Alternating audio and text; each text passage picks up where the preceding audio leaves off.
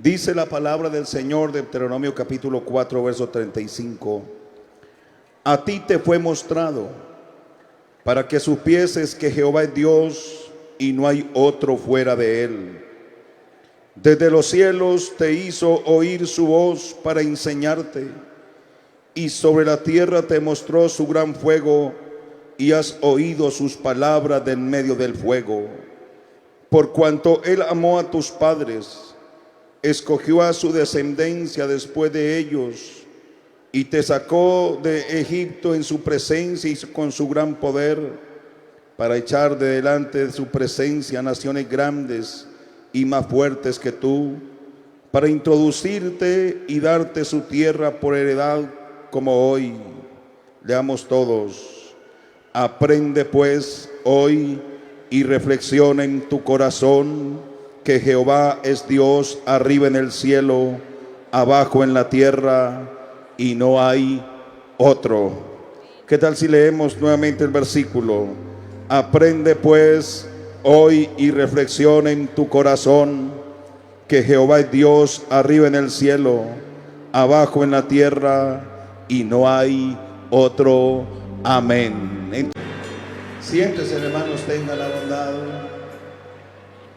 Y qué bueno, porque durante todo este año se nos invita desde nuestro honorable consistorio de ancianos con este lema: permanece. Y qué bueno poder permanecer en la palabra, poder permanecer en su doctrina, poder permanecer en su iglesia, poder permanecer en él. Y así tendremos entonces la oportunidad y la bendición de que él permanezca también en nosotros. Quisiera entonces, hermanos, compartir esta tarde esta reflexión.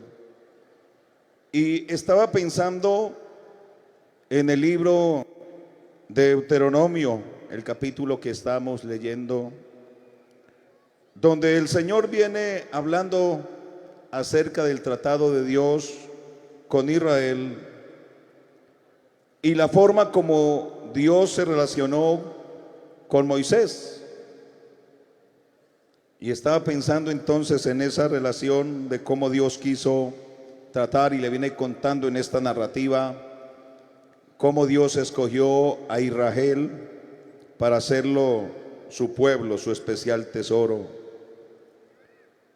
Y viene haciendo una reflexión de lo que Dios hizo con Israel, y le habla del privilegio que tiene ahora Israel de poder decir que el Señor, que Jehová es su Dios, de cómo ningún pueblo en la tierra había escuchado a Dios como lo había escuchado Israel, y cómo Dios había escogido a Israel cuando Israel no era nadie, cuando Israel era pequeño y cuando Israel era insignificante.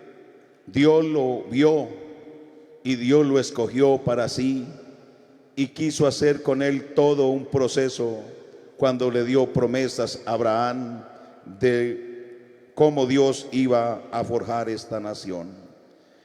Pero en el versículo 35 quiero hacer énfasis allí para ir formando esta tarde la idea de lo que quiero transmitir y que se lleve cada uno de esta reflexión. Pero llega un momento donde Dios le habla a Moisés y le dice: Moisés, y lo hace en esa primera persona: a ti te fue mostrado para que supieses que Jehová es Dios y que no hay otro fuera de él. Llega un momento donde Dios trata con Moisés, y en ese vínculo Dios quiere manifestársele a Moisés, para que Moisés tenga bien claro quién es el Dios que lo ha llamado. Porque para aquel entonces se llamaban muchos dioses y habían muchos señores, entre comillas, porque solamente existe un Dios verdadero. Pero Dios quería que Moisés supiera quién es el que lo había llamado,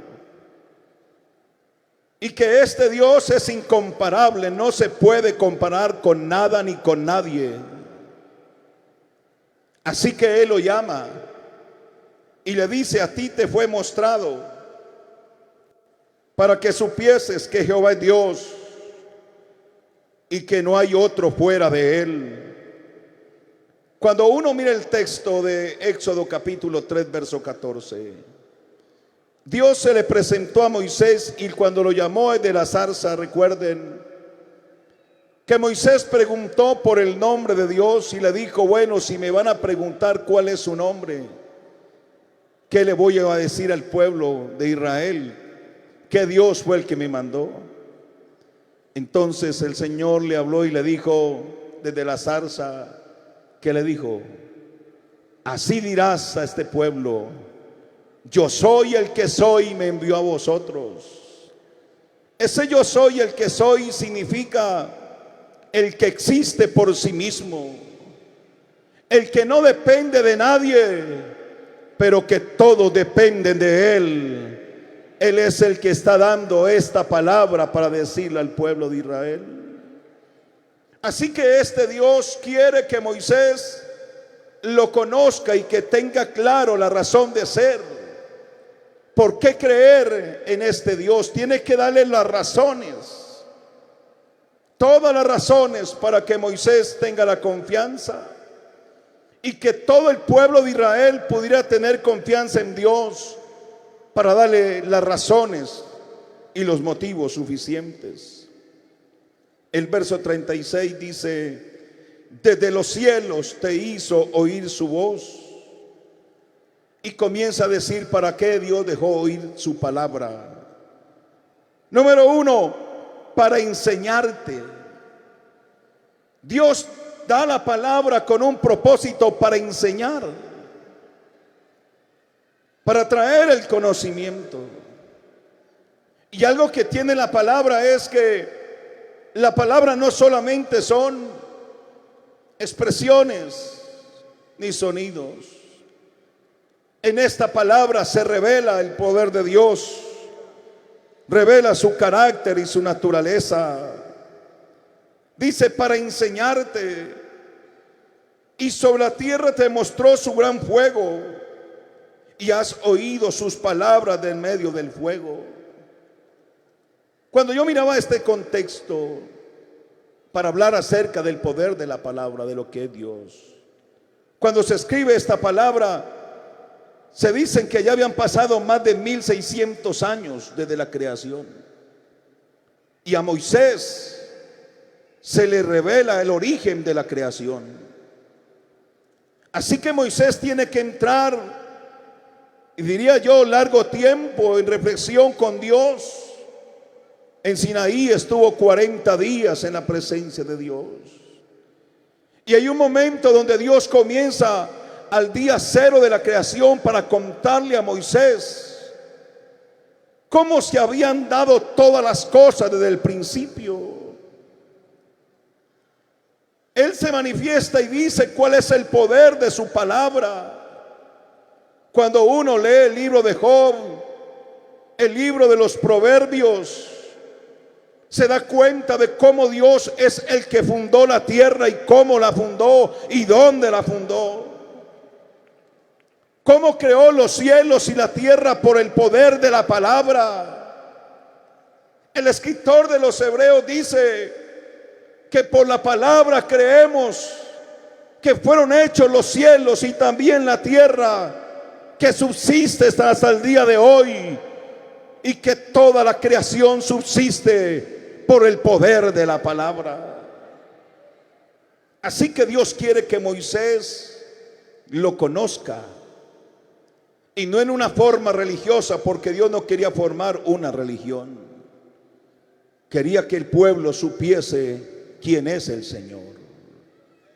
Decía el hermano Vicente: ahora aquí no estamos jugando a las misiones.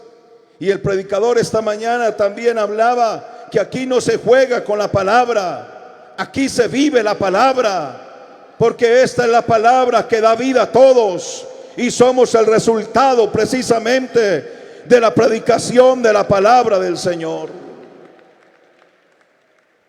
Pero estaba considerando cómo en un momento dado el Dios, que es Dios en el cielo, en la tierra, quiso tener tratado con un hombre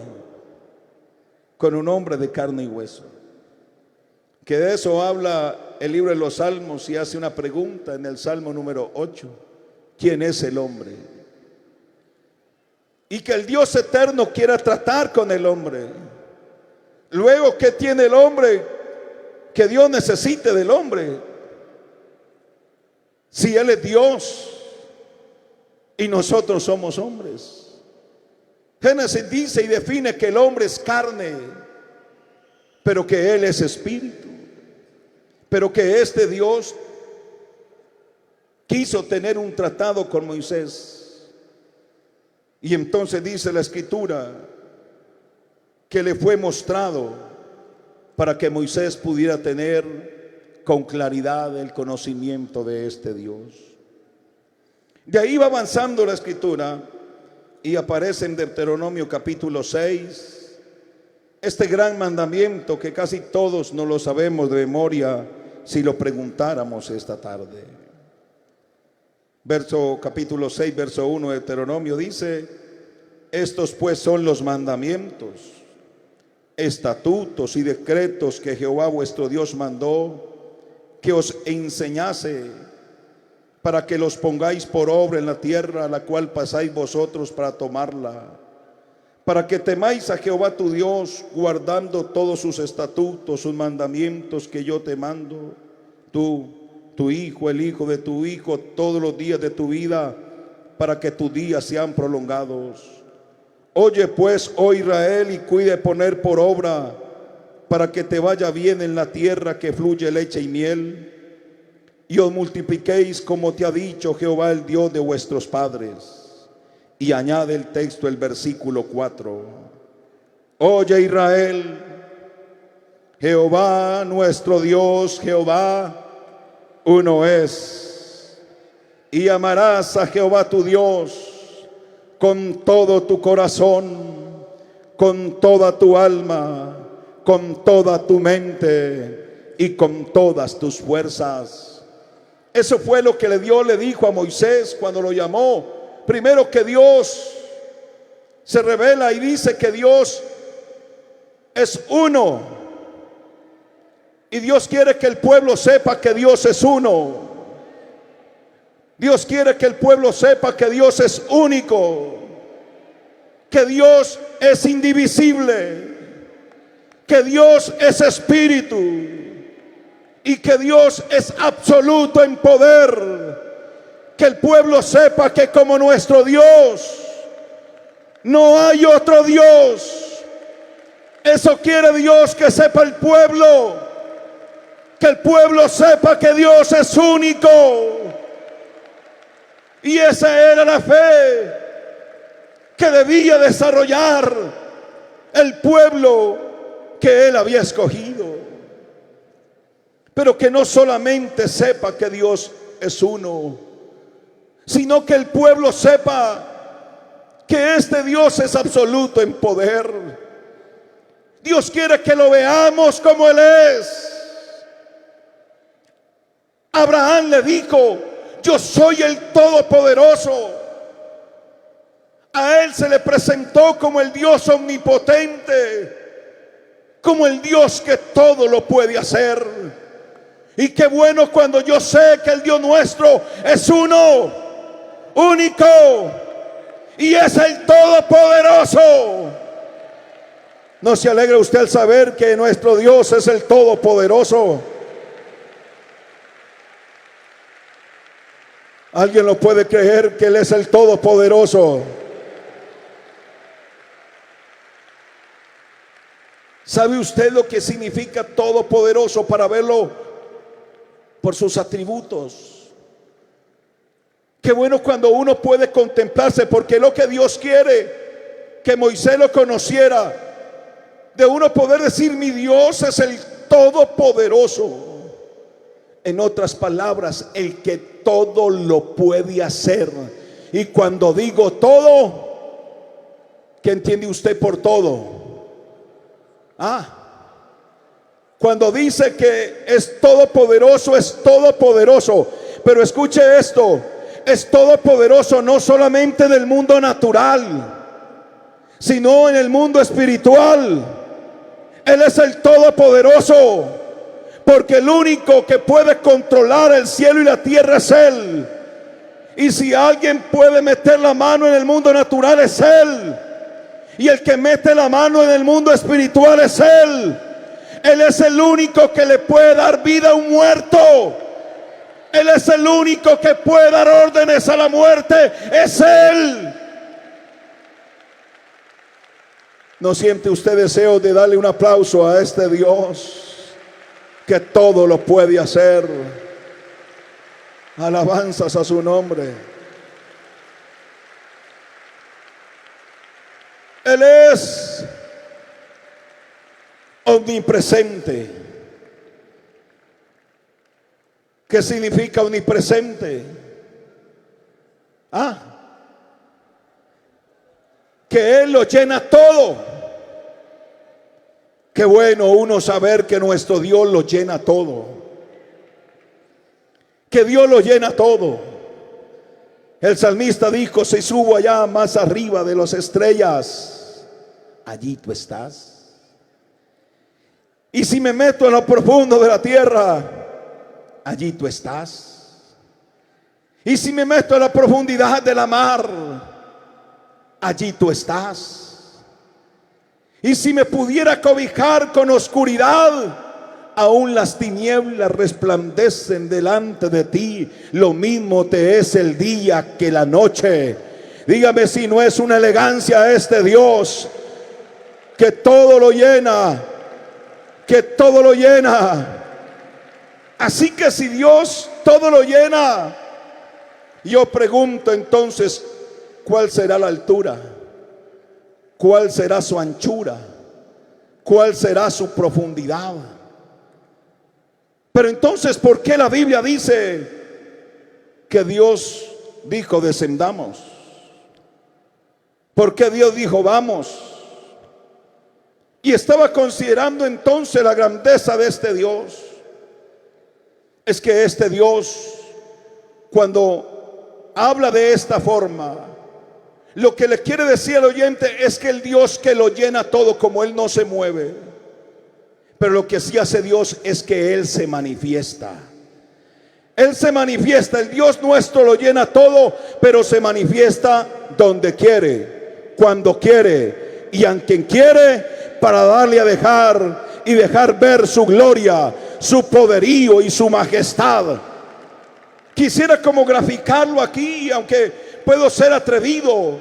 Es que el Dios eterno coge su mano y la mete dentro del tiempo, y a los ojos nuestros eso es lo que llamamos el movimiento de Dios, porque Dios lo llena todo, pero Él toma una forma de manifestarse para que usted lo entienda y para que yo lo entienda, y así lo podamos conocer. Pero Dios es supremamente grande. La palabra omnipotente aún no lo alcanza a definir, porque Él es más grande que esa expresión. Porque Él quiere que lo conozcamos por lo que Él es. Y eso es lo que a uno le va dando seguridad. Pero como este Dios va dando palabras para enseñarle al hombre a que lo conozcamos a Él, a esa palabra pudiéramos hablar de más atributos, pero esa palabra es la que se va dando. Por eso cuando comprendemos que Dios es uno, que Dios es único, que es espíritu, que es indivisible, entonces el Señor dice: a este Dios lo amarás. ¿Cómo lo vas a amar? ¿Cómo lo vas a amar? Con todo tu corazón, con toda tu alma y con todas tus fuerzas. Cuando alguien conoce al Dios de la Biblia, entonces va a encontrar motivos suficientes, no para sentir una imposición, sino para amarlo. Por eso nuestras obras no son consecuencia de imposiciones.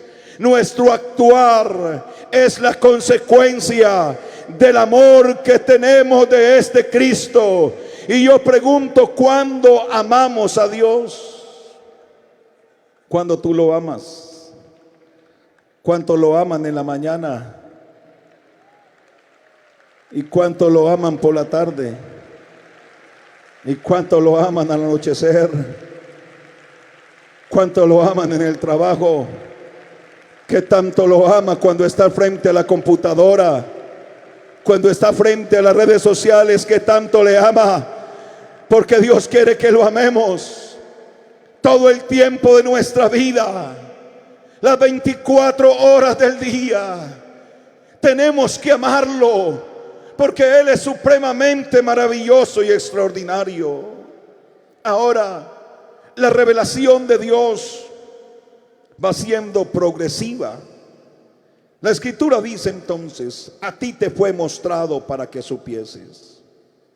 Pudiéramos decir entonces que en esta relación de Dios con su pueblo hay un momento, hay un punto de quiebre, hay un momento de encuentro donde Dios nos encuentra o donde nos encontramos con Él, como lo quiera poner, pero Él es el que nos encontró a nosotros. Hay un momento donde Dios interviene, y cuando Él interviene es porque Él quiere tener un tratado con el hombre. Por eso yo pudiera preguntar esta tarde, ¿cuántos se acuerdan del día que Jesucristo los encontró? ¿Alguien se acuerda de ese día? ¿Qué estabas haciendo? ¿Alguien se acuerda de ese momento que estaba viviendo?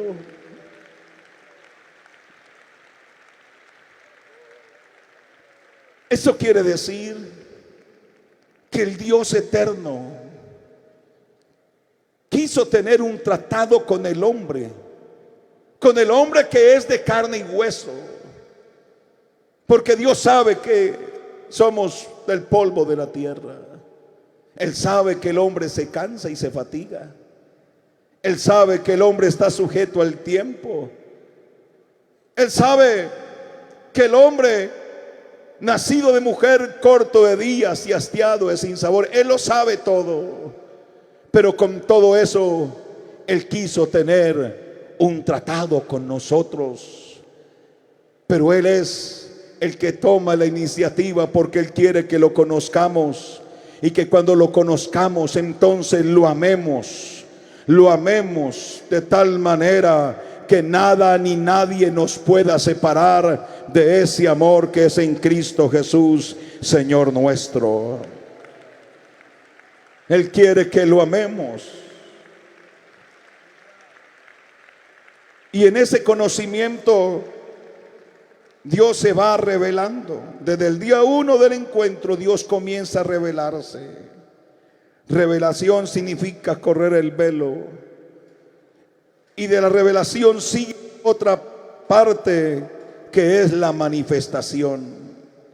En Dios necesitamos conocimiento, revelación y manifestación.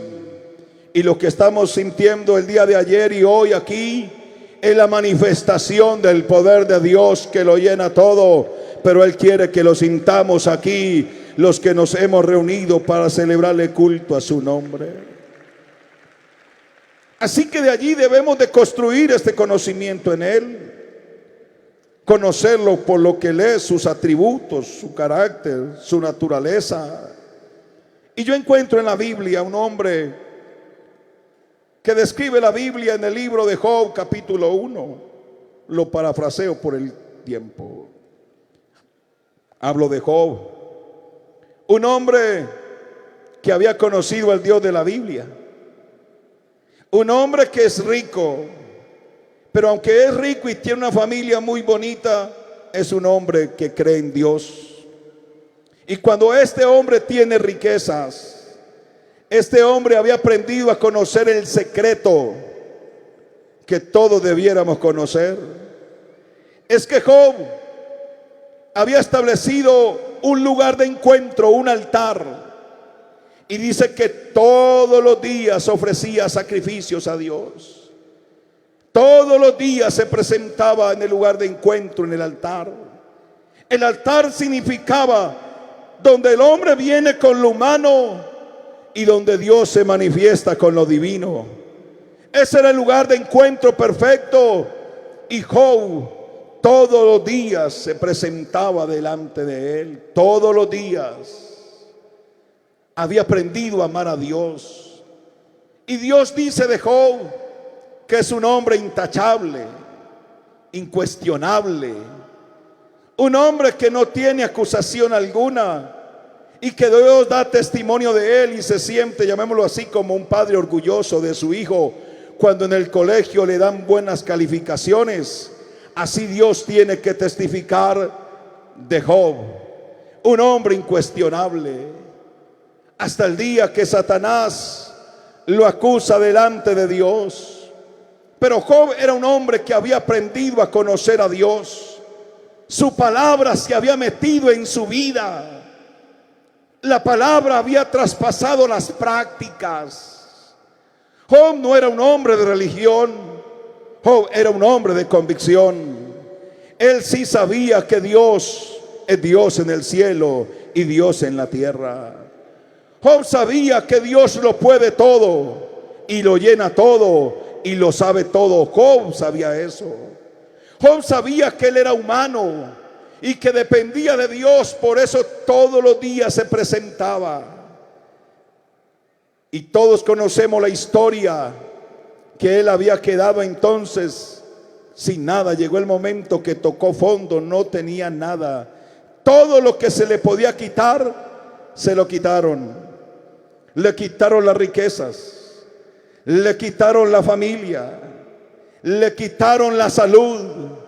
Pero con todo eso Job decidió creer en el Dios que se le había revelado y manifestado.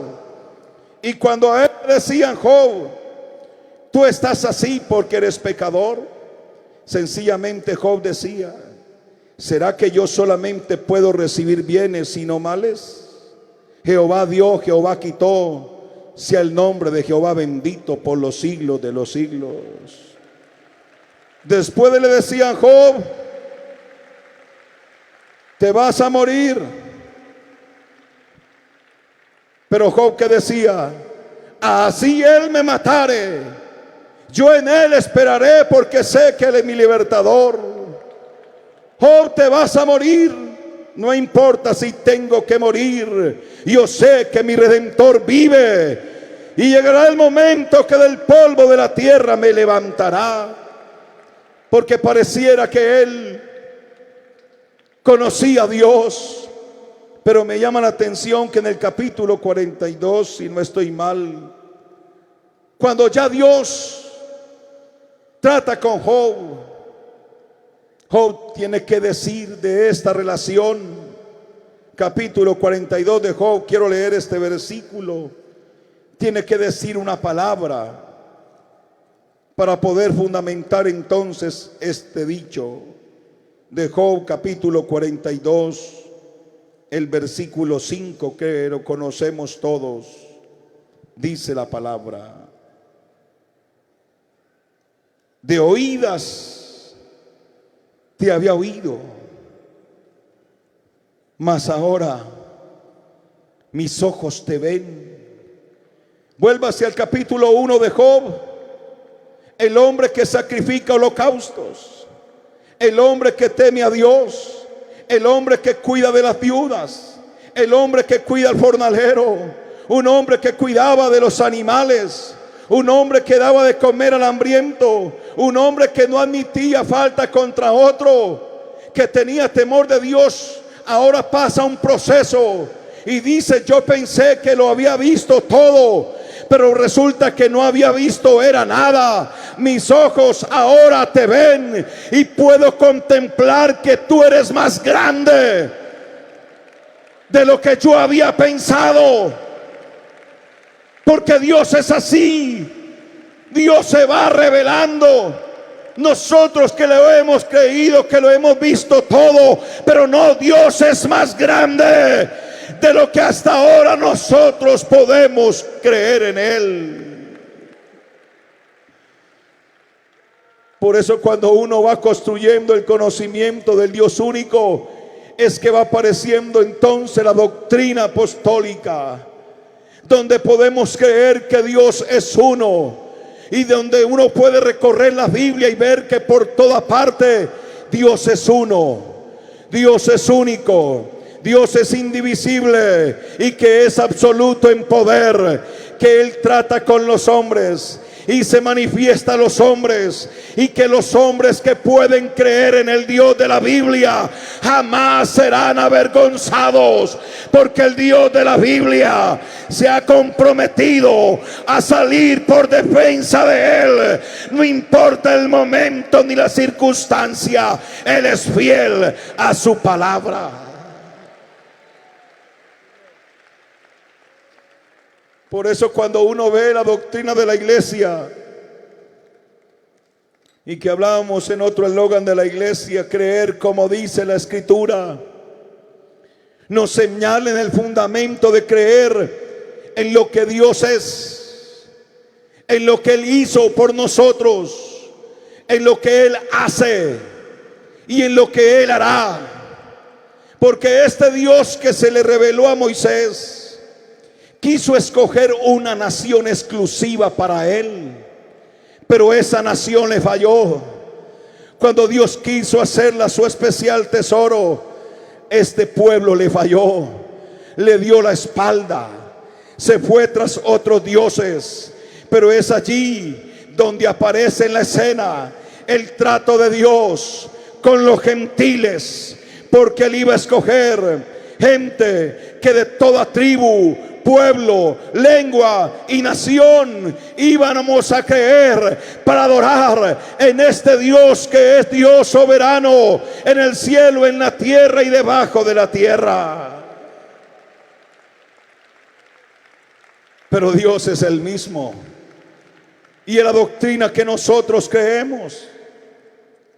Por eso cuando uno ve en el Nuevo Testamento, para pasar allí, tenemos que ver que este Dios tiene este mismo tratado, pero ya no habla del fuego, ni tampoco habla de la zarza.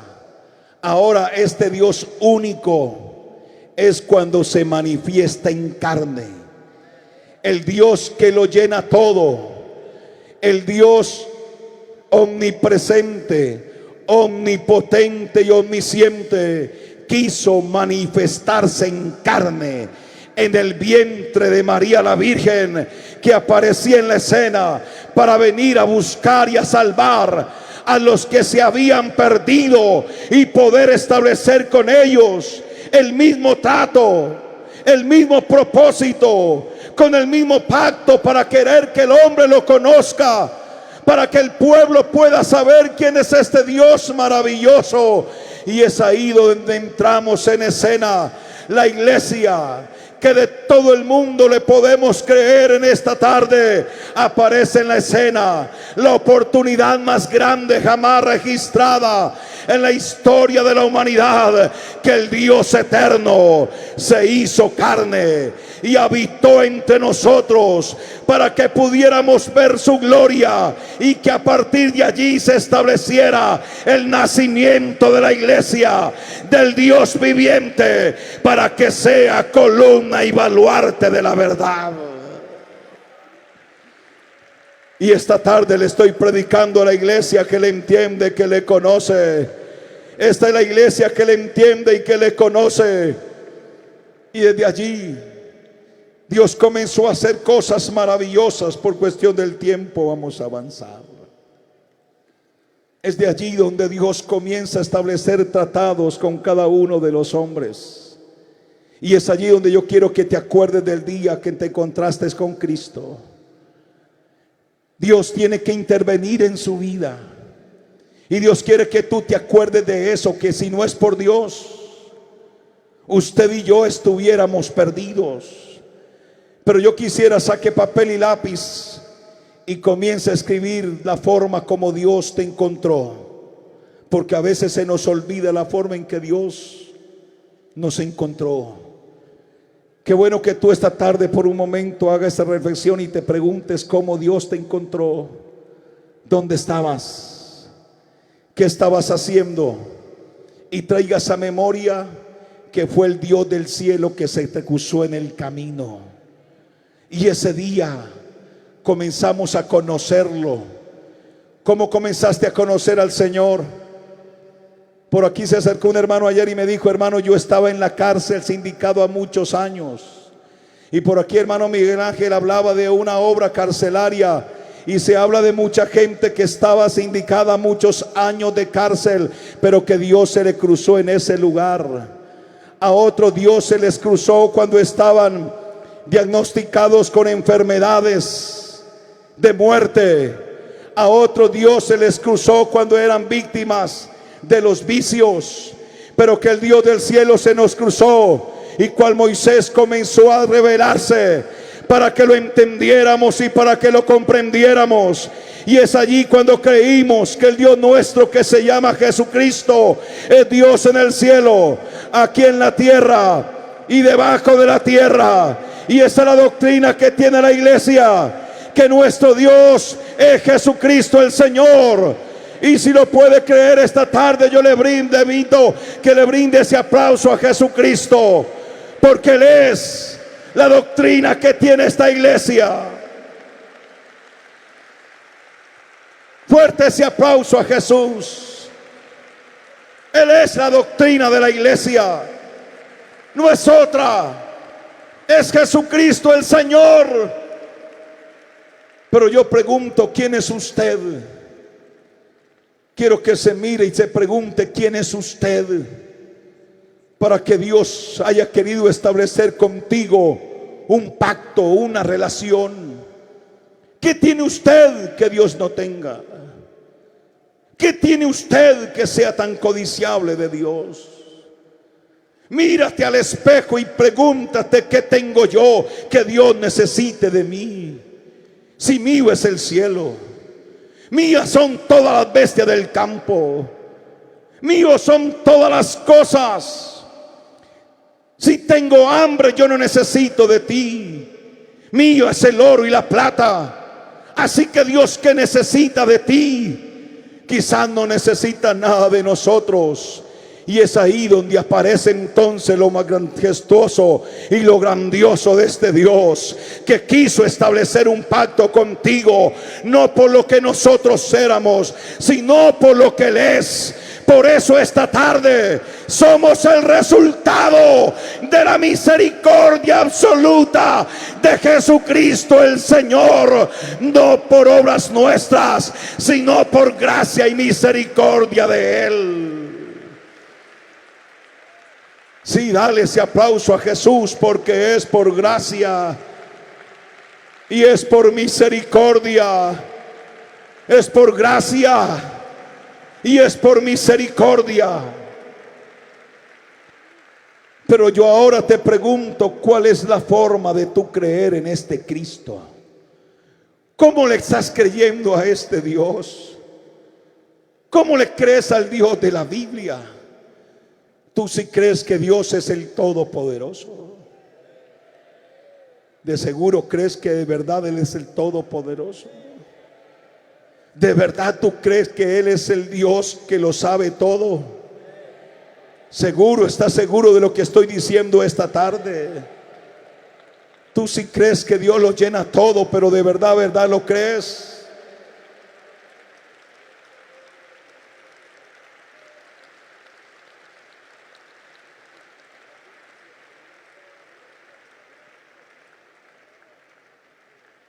¿Tú sí crees esto, iglesia? Porque Él no vino a fundar una religión. Él vino a darnos vida cuando estábamos muertos en delitos y pecados.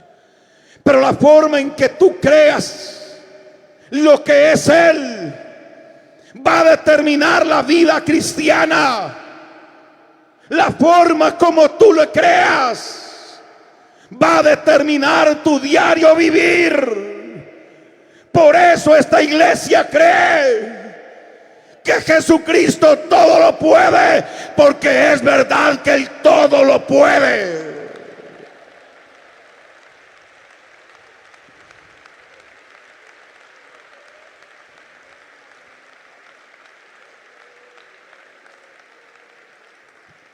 Pero ¿por qué digo esto? Porque hay quienes no quieren que creamos lo que creemos.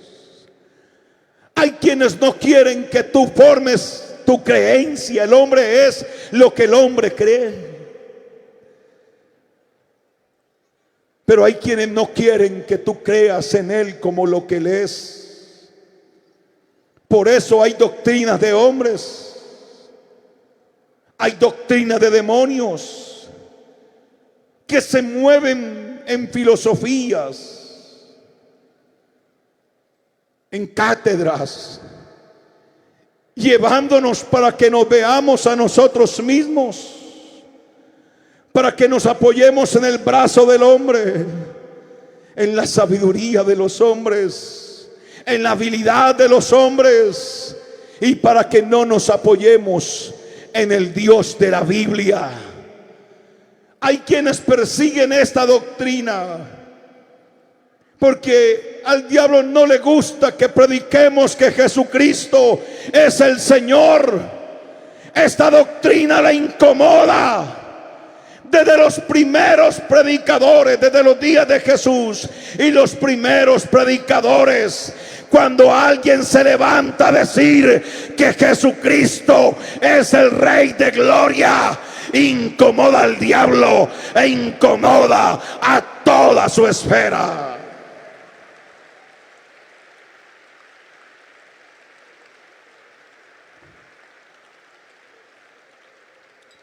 Pero cuando hay una iglesia y un pueblo que cree en lo que Él es,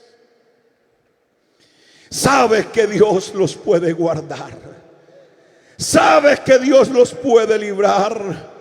Porque, hermano, en la Biblia no ha sido fácil tener esta doctrina.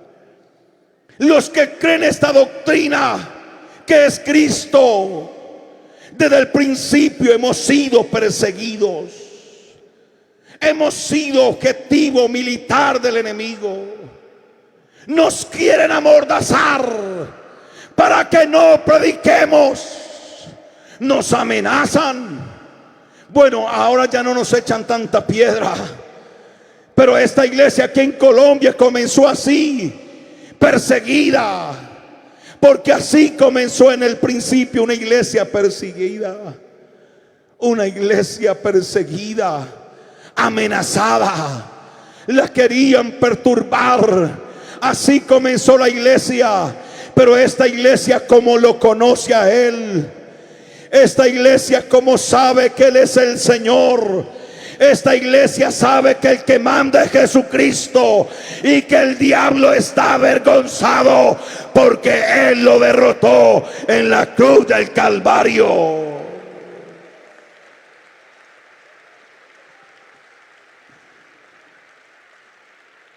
Entonces esta iglesia va avanzando a pasos agigantados, porque la doctrina enseña que recibiría poder la iglesia para ser testigos en Jerusalén, en Judea, en Samaria y hasta lo último de la tierra. Y esa palabra testigo significa mártires. En que la palabra que se escribe testigo significa mártir. Significa que esta iglesia, por predicar la palabra, por creer lo que cree, iba a tener oposición, pero que Jesucristo ya había dicho: yo he vencido al mundo, ustedes también vencerán, solamente permanezcan en mi palabra.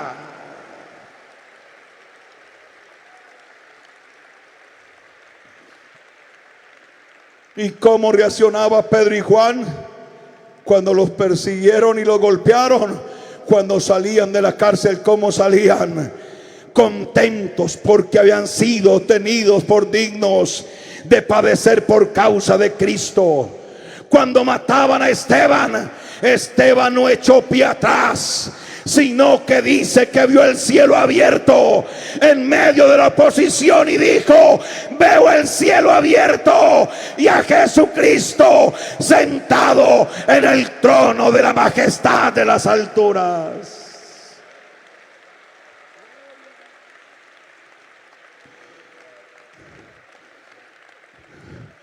porque esta iglesia entiende la misión aquí en la tierra. Y esta iglesia sabe que el Dios nuestro es Dios en el cielo, aquí en la tierra y debajo de la tierra. Y nos han querido amordazar y no nos quieren dejar creer en lo que creemos, porque se levanta la doctrina de demonios y doctrina de hombres, falsos maestros, falsos hermanos, falsos apóstoles, falsos pastores, falsos mensajes. Pero qué día tan glorioso como el que tenemos hoy, donde estamos siendo alimentados por la palabra de una forma maravillosa. Aquí en el distrito 10 nos estamos fortaleciendo en el poder del Espíritu para salir a predicar que Jesucristo es el único Dios verdadero.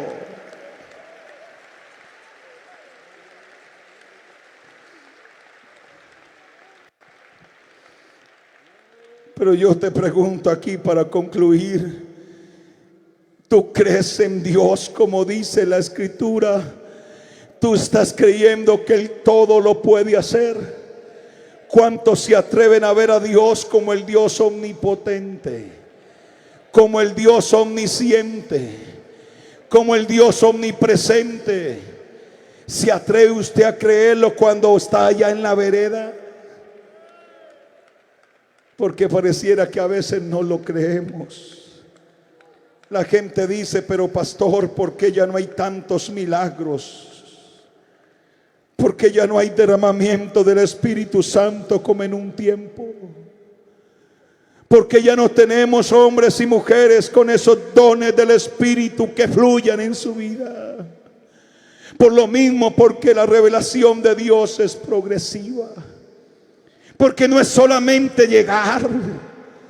Tiene que haber una iglesia que lo busque, que quiera delante de su presencia, que se deleite en su palabra, porque su palabra es fiel y es verdadera. Su palabra es viva y es eficaz. Su palabra es espíritu y su palabra es vida.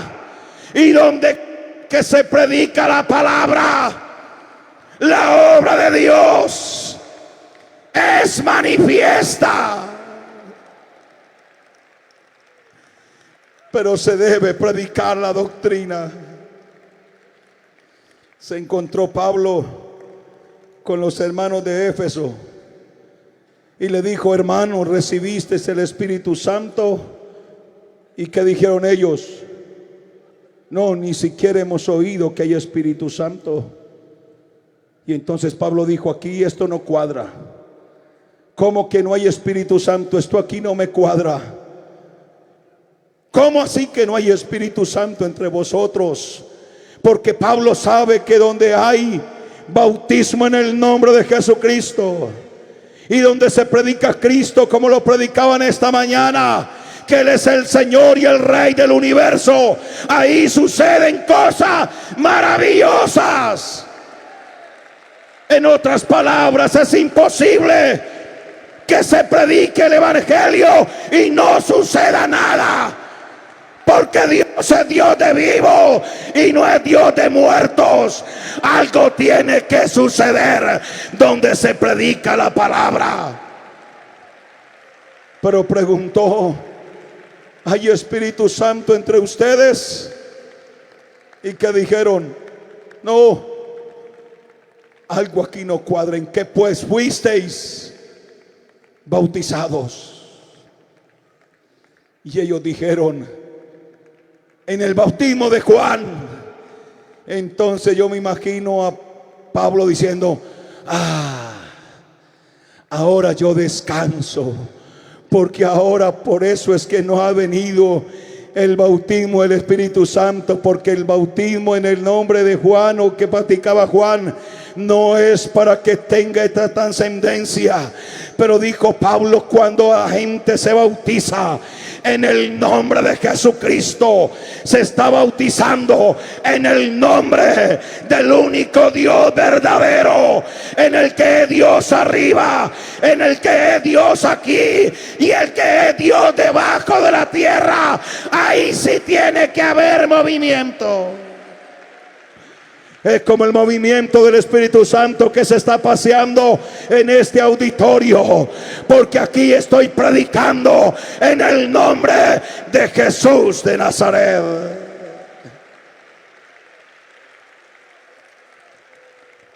¿Y qué hizo Pablo? Los mandó a bautizar en el nombre de Jesús. Y cuando bautizó al primero, al segundo, a los 12 de Éfeso, todos fueron llenos del poder del Espíritu Santo y hablaban en nuevas lenguas. ¿Y sabe qué fue lo más grande? Que ahí no paró ese movimiento. Se fueron para Éfeso, donde estaba el templo de Diana, y llegaron y sabotearon aquella mentira, porque ellos anunciaban que había un nuevo rey que se llama Jesucristo de Nazaret.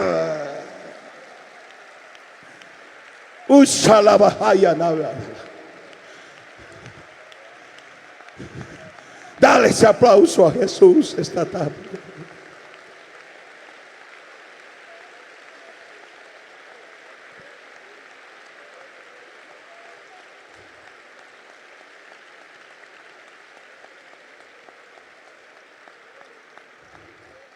Que cuando se predica y permanecemos en la doctrina apostólica, ahí suceden cosas maravillosas.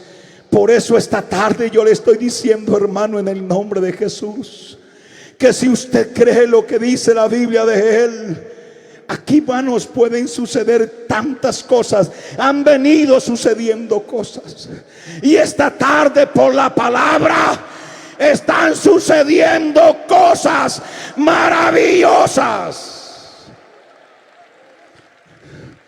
Porque es verdad que el diablo trabaja y maquina 24 horas al día para cortarle paso a esta iglesia.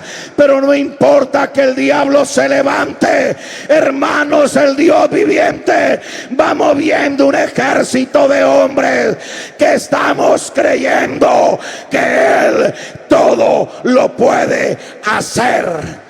Estoy diciendo que Él todo lo puede hacer.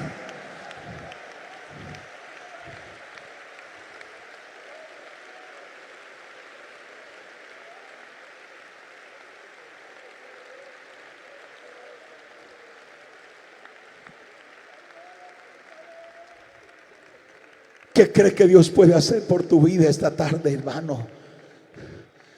Hablamos con los directivos y el cuerpo de trabajo, hermano, tantos problemas. A mi presidente casi lo volvemos loco. Nos pusieron el can, perdóneme la expresión, que no está bien, patas arriba, buscándole documentos a este varón por ser representante de la iglesia, porque no querían que se hiciera esta fiesta. El diablo mandaba un obstáculo, mandaba otro y mandaba otro. Pensábamos que estaba resuelto el papel y aparecía otro impedimento. ¿Sabe por qué? Porque al diablo no le gusta que se predique el nombre de Jesús de Nazaret. Porque cuando se predica ese nombre, el Dios eterno rompe lo sobrenatural para meterse en lo natural. Y Él le gusta bendecir a sus hijos de una forma extraordinaria. Y yo no sé si a mí allá al frente lo están sintiendo en la gradería. No sé si aquí a mi parte derecha lo están sintiendo, o aquí en mi izquierda. No sé aquí en la platea, pero yo sé que Dios está aquí. Dios está aquí. Dios está aquí.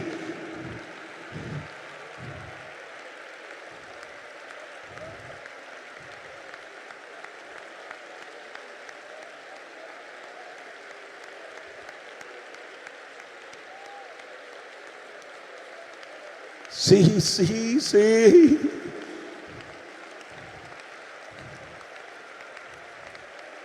Y le tengo noticias buenas. Él no solamente está aquí, sino que Él se quiere revelar aquí. Y escúcheme esto, se quiere manifestar aquí en la vida de alguien que lo esté reconociendo y confesando en esta tarde.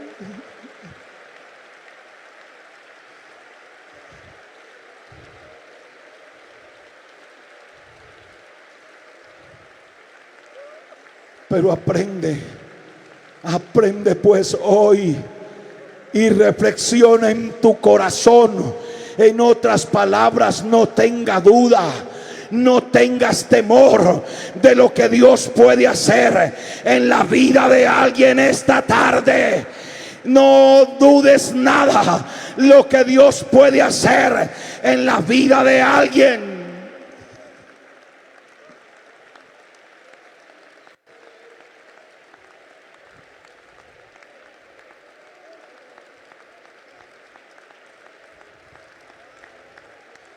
¿Por qué no lo contemplas como Salomón cuando hizo el templo pensando que allí lo iba a meter? Y tuvo que Moisés, perdóneme la expresión, perdón Salomón, comenzar a mirar de para arriba, de para arriba, de para arriba. Y dijo: yo mejor replanteo mi fórmula.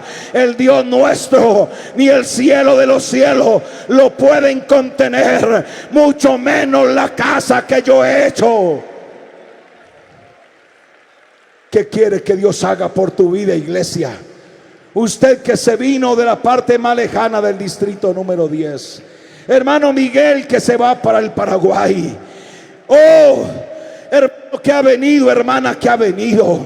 Usted puede creer lo que estoy predicando, que Jesucristo es el Señor del cielo y de la tierra y debajo de la tierra. Es Dios de vivos y es Dios de muertos. Es Dios del cielo, es Dios de la tierra, es el Dios de la iglesia. Se llama Jesús de Nazaret.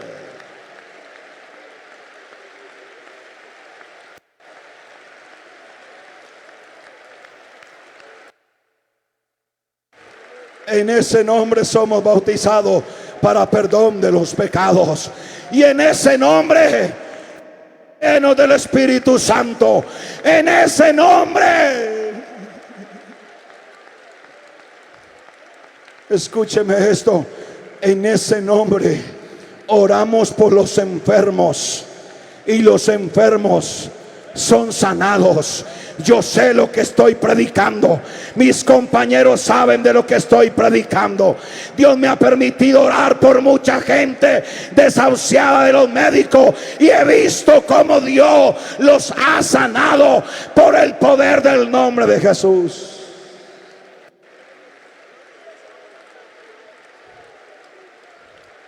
¿Tú crees lo que estoy predicando? Hermano, tú estás convencido de lo que estoy predicando.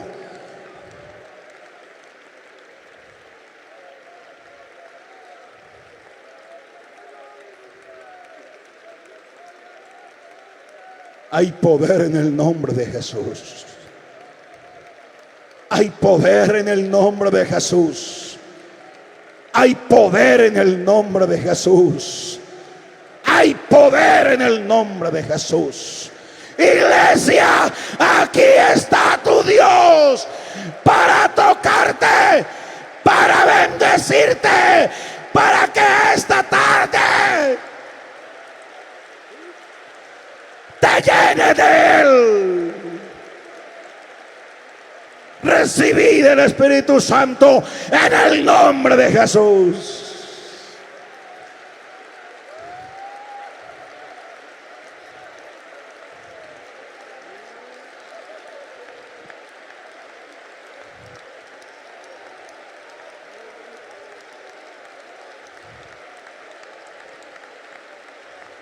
Sí, es en el nombre de Jesús.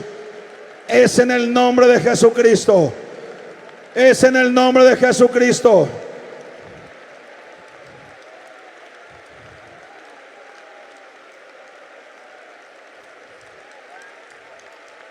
Escúchenlo, escúchenlo, escúchenlo. Escucho el mover del Espíritu Santo. Escucho el hablar en lenguas en el nombre de Jesús.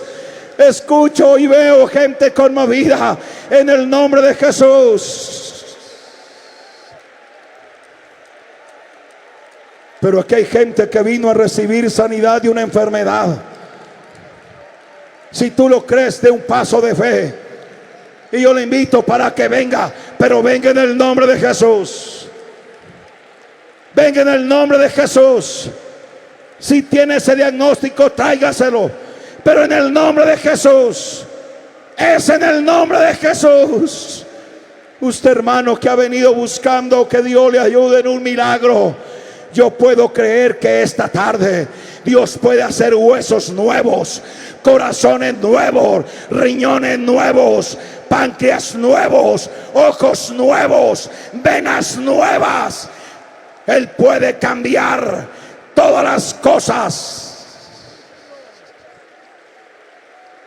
Hay hermanos apartados que perdieron el gozo de la salvación.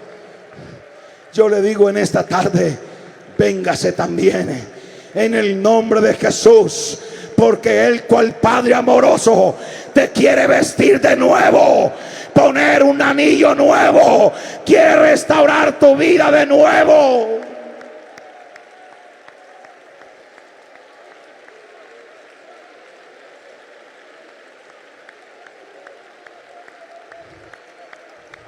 Líderes, maestros de escuela dominical, líderes en los sectores, líderes de jóvenes, líderes de alabanza, esta tarde te invita el Señor para que lo sigas predicando con toda vehemencia.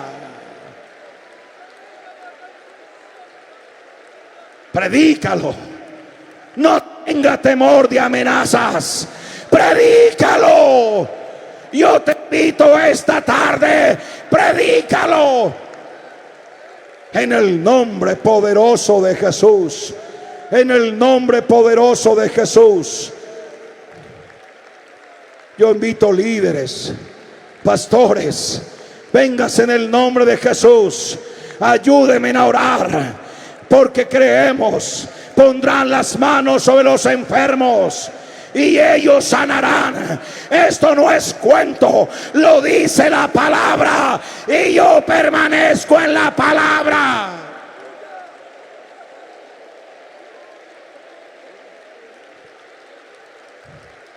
¿Por qué te detienes?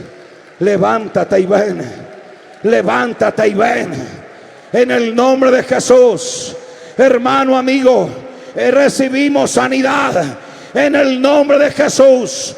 Sé sano. En el nombre de Jesús. Sé sano. Sé libre. En el nombre de Jesús. Iglesia, recibid el Espíritu Santo. En el nombre de Jesús. Sí, esta tarde hay libertad en el nombre de Jesús. Fuerte ese aplauso a la majestad de Jesús. Deje lo que Él opere.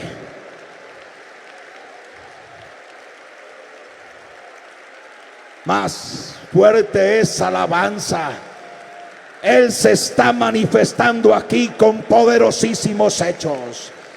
Que la gente diga: ¿qué estruendo es este? Que se escuche en el parque deportivo y que la gente tenga que decir: ahí está la iglesia adorando a Jesucristo como Rey de Reyes y Señor de Señores. Aleluya.